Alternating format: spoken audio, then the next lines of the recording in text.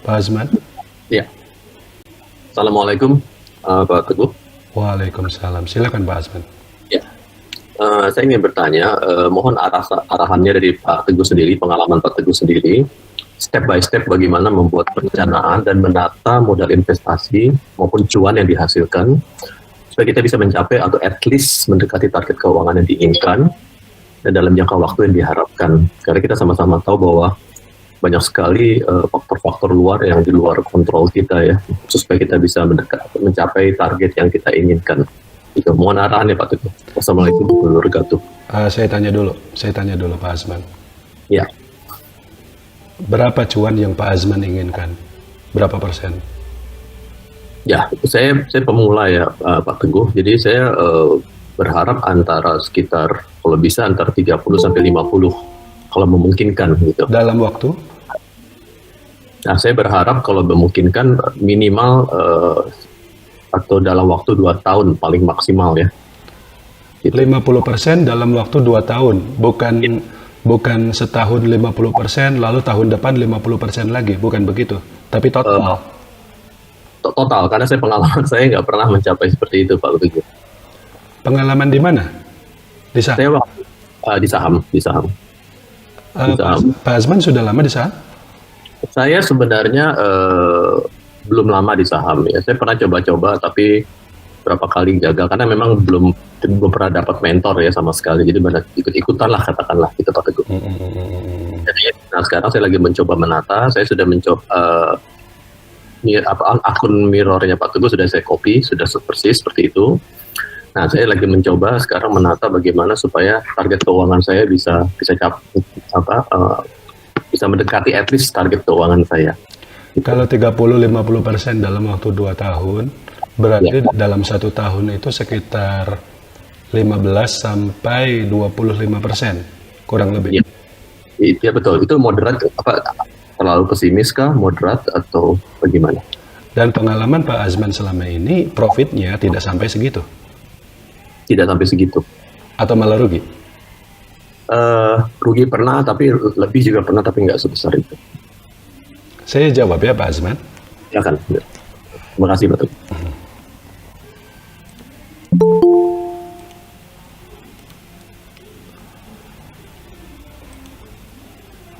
Pertama, tadi Pak Azman bertanya bahwa profit, kalau misalnya kita mentargetkan 15 sampai 25% per tahun, itu termasuk optimis, moderat, atau pesimis. Berdasarkan pengalaman saya selama ini, itu profit yang moderat, ya, tidak terlalu optimis, tapi juga tidak bisa disebut pesimis seperti itu. Nah, banyak orang berpikir bahwa dia bisa saja dapat profit 30%, 40%, atau bahkan 100% dalam waktu 1 tahun, secara konsisten selama misalnya 5 tahun berturut-turut. Tapi silahkan Pak Azman dan teman-teman yang lain cari investor yang paling hebat, yang paling trader, investor apapun itu istilahnya ya, yang bisa profit sebesar itu, dan bukan dalam 1-2 tahun tertentu, tapi secara konsisten dalam jangka panjang. Maksud saya begini, saya sendiri pun di tahun 2022 kemarin, Avere Investama itu profitnya hampir 70%. Sangat besar. Tapi tahun sebelumnya, 2021, itu tidak sampai 25%. Dan tahun sebelumnya lagi hanya 8,3%. Jadi kalau kita rata-ratakan, kita hitung CAGR, itu totalnya 32%. Rata-ratanya per tahun dalam 3 tahun terakhir. Dan menurut saya itu sudah sangat bagus. Silakan Anda cek kinerja reksadana segala macam. Ada nggak yang segitu? Nggak ada. Jangankan segitu, nyamain IHSG aja susah mereka. Nyamain IHSG aja susah. Jadi 30% itu sangat-sangat bagus gitu. Nah jadi target yang Pak Azman sebutkan tadi sebenarnya moderat, tapi itu pun kita baru bisa dapat target profit segitu kalau ya kitanya sudah paham, kita sudah ngerti banyak hal, nggak cuma ngerti cara beli saham, ngerti cara baca laporan keuangan. ngerti cara diversifikasi, nganalisa saham, menentukan kapan beli, menentukan kapan jual.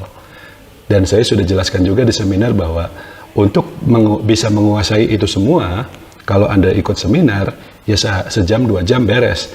Tapi dalam hal prakteknya untuk menjadi ahli, kita butuh waktu dan pengalaman dan jam terbang yang sangat lama, bisa bertahun-tahun. Jadi kalau misalnya kita masih pemula, kita belum ngerti, sebenarnya target 15-25% per tahun itu terlalu optimis. Sebenarnya, kalau kita masih pemula tapi, kalau kita udah cukup lama, sudah ngerti kata kuncinya, sudah ngerti ya. Ini pasar kemarin turun, semua orang bingung, ya berarti mereka belum mengerti. Kalau kita sudah mengerti, pasar turun, ya kita menyusun strategi segala macam, kita nggak bingung, itu kata kuncinya. Kita udah nggak bingung gitu loh. Nah kalau kita sudah sampai pada titik itu, target 25% per tahun, itu moderat. Kalau belum seperti itu, masih serba bingung, ya yang penting asal nggak rugi aja dulu gitu. Itu satu ya, yang harus dicatat. Yang kedua,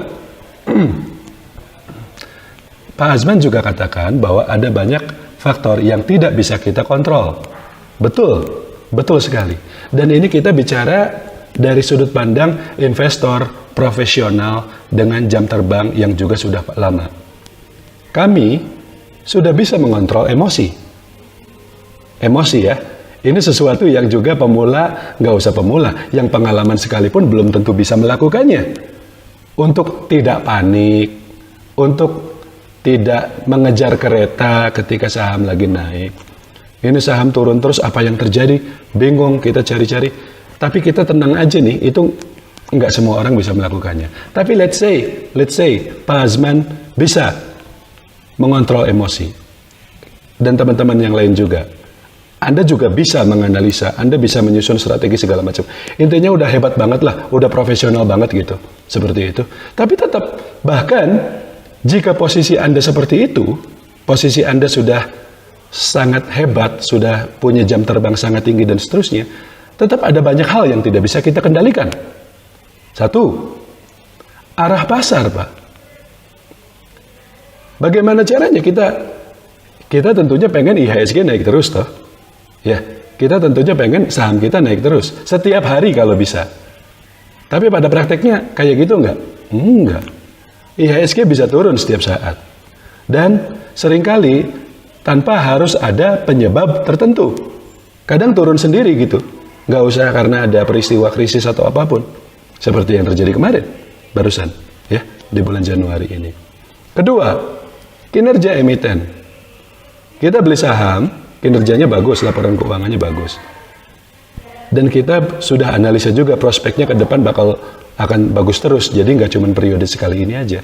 Tapi bagaimana kalau misalnya tiba-tiba di masa yang akan datang perusahaan kena kasus hukum tertentu, atau misalnya ada peristiwa yang lain apapun itu yang bikin kinerjanya jadi turun, itu juga kita tidak bisa kendalikan.